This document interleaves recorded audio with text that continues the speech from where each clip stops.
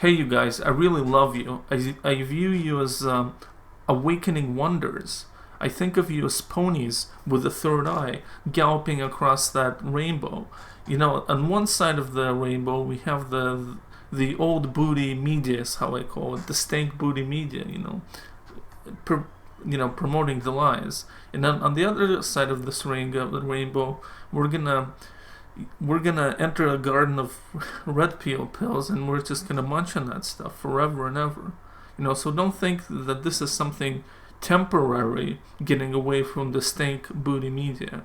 Instead, it's just something to jump off of, to feel real, something to say this is not real, therefore I am real. Fuck you, Wolf Blitzer. Fuck you, Anderson Cooper. Fuck you, some other host of MSNBC that I can't name. Fuck all of you. I need you to feel elevated. I need you to.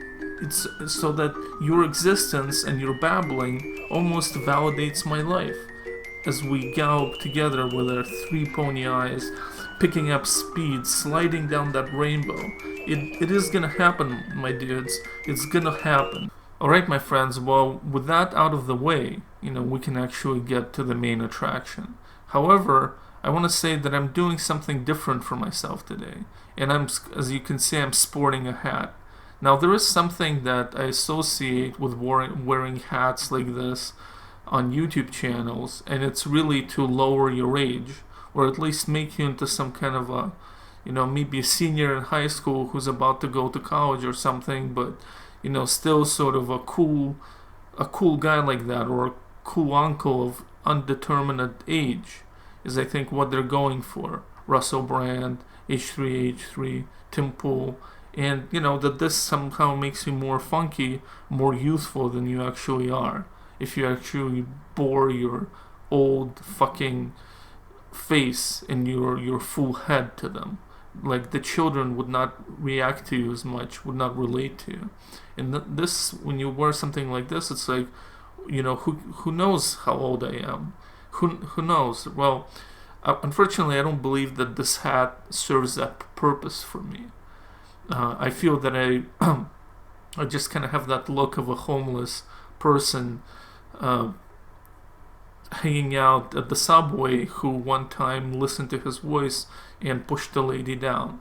I think that this is what I look for. Even with this festive shirt, I think that the hat just makes me more menacing. But anyway, I committed to it, so I'm gonna wear it. So here, Tim Pool is gonna tell us how he, obtained great success in life, as he calls it, his media empire. He literally calls his channel a media empire.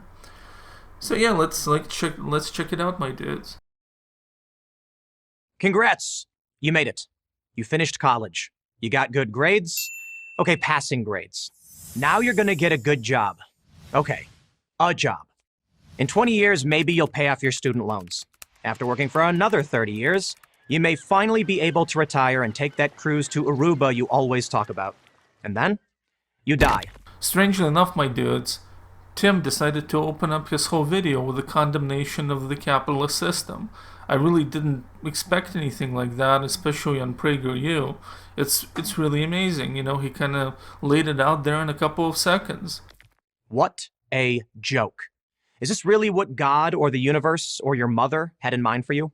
Spoiler alert, it turns out that God, your mother, and the universe want you to have a third-tier YouTube channel. That's what we'll find out later in this presentation.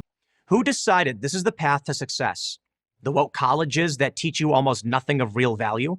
The corporations that need well-behaved worker bees to reach their quarterly targets? I'm tired of Tim and his fucking incessant Marxism. Can you just shut the fuck up with that shit? It's really interfering with the show. The government that takes half your income and then wastes it? I'm here to tell you that there is another way.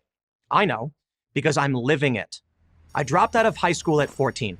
I worked minimum wage jobs when minimum meant something, as in next to nothing.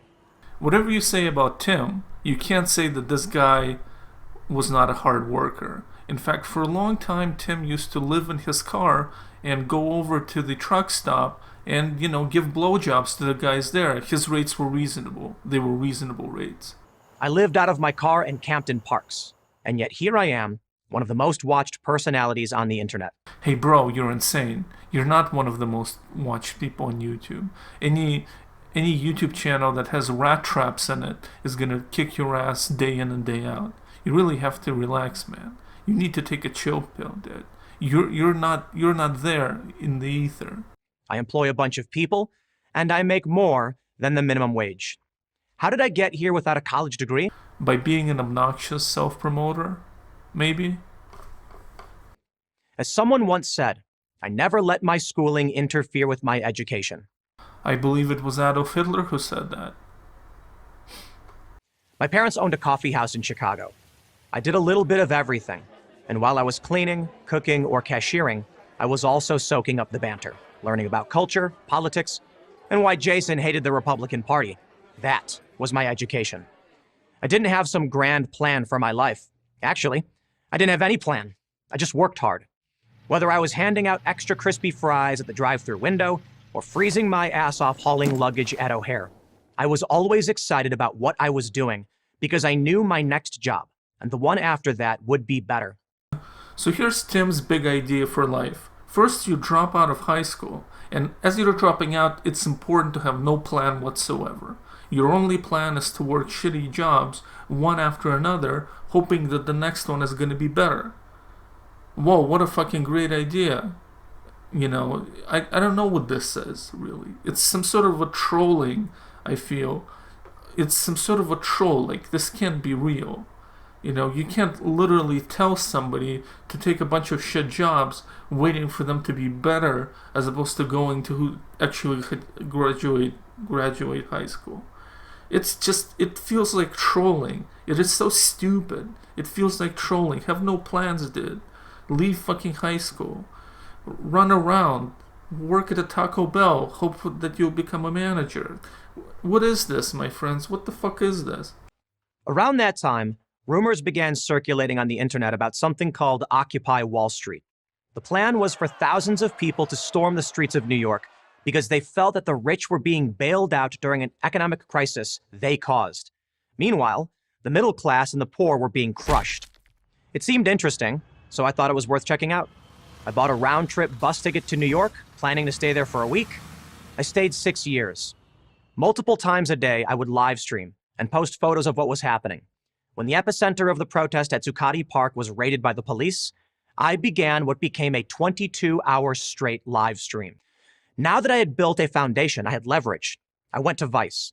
I didn't ask them for a job. I told them the job they would make for me. They agreed. But as corporate media began to change and embrace the cult-like ideology of wokeness, I realized I couldn't stay there. If I wanted to tell the truth, I had to do it myself. Fast forward 6 years and I now have my own media empire. No, you don't, dude. You really don't. You do not have an empire. You gotta chill out. You gotta relax with this empire. I think you're too tense. You're not chill enough to really face the reality of it, that you have a third-tier YouTube channel that used to have a lot of views. It has 4 million subscribers, but the average video nowadays is 80,000. 80,000 is not an empire. It's just a successful YouTube channel. That's what you have, my dude. We have to chill with this. We have to relax and look reality in the face. The Timcast Network has over 4 million subscribers, over 1 billion views, and 2 songs on Apple's top 10 list. And yeah, I'm still working my ass off. In short, I trusted myself more than I trusted my teachers or my managers or the people running the companies I worked for. Whatever value they assigned me, represented by a report card or a title or a paycheck, wouldn't have an impact on my success. How about you? Do you believe in yourself enough to chart your own course so that you can one day do what you really want to do? For me, it's working for myself. For you, it could be getting to the C-suite of a Fortune 500 corporation, or staying at home and raising a family, or becoming a cattle rancher. There are a million good options. I'm not going to make any judgments about what you want to do. My life-changing advice? Well, sorry, I don't have any, except maybe this. Work, keep working, and then work harder. I figured it out. Your turn. I'm Tim Pool, host of Timcast for Prager University. So here Tim Pool presents kind of an idiot's version of the Protestant work ethic, where work is intimately connected with your relationship with God. And so here he surrenders to work without any plans for the future. He just surrenders to work. It's almost like it's almost like a religion. The more you work, the more work there's going to be, and by having faith, unconditional faith in work, that in and of itself is going to elevate you from a high school dropout who works at Taco Bell. It's going to elevate you into a sort of a YouTube empire that Tim Pool is deluded to think that he has. Right? So there is great bounty, there is great sacred reward you get for working. Like, don't think about anything, just work. Now, of course, you have to be an idiot to literally have that kind of a life. Of course, Tim Pool was scheming to be a journalist or to be some sort of influencer, as he was moving up. Of course, he had ideas. He didn't just randomly work himself into it. So this whole thing is just stupid.